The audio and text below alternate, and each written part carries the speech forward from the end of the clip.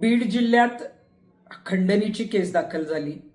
संतोष देशमुखांचं जे हत्या प्रकरण आहे ती ही केस आपण बघितलं की बीड जिल्ह्यातील पोलीस स्टेशनमध्ये सुरू आहे आणि बीड जिल्ह्यामध्ये वाल्मिक कराडचं जे जाळं आहे ते फार मोठ्या प्रमाणात आहे आणि वाल्मिक कराडच्या मर्जीतले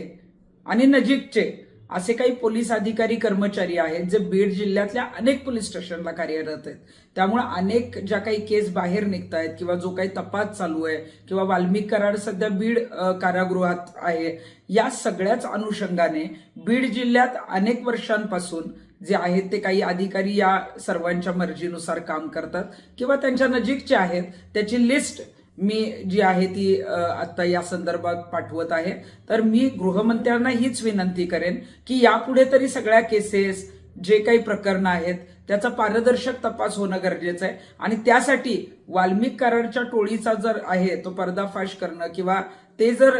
पूर्ण थांबवायचं असेल तर या सर्व पोलीस अधिकाऱ्यांची जी आहे ती बदली बीडच्या जिल्ह्याच्या बाहेर करणं गरजेचं आहे। आणि आम्ही सांगतोय म्हणून नाही तर गृहमंत्र्यांनी या सर्व पोलीस अधिकारी कर्मचाऱ्यांची सखोल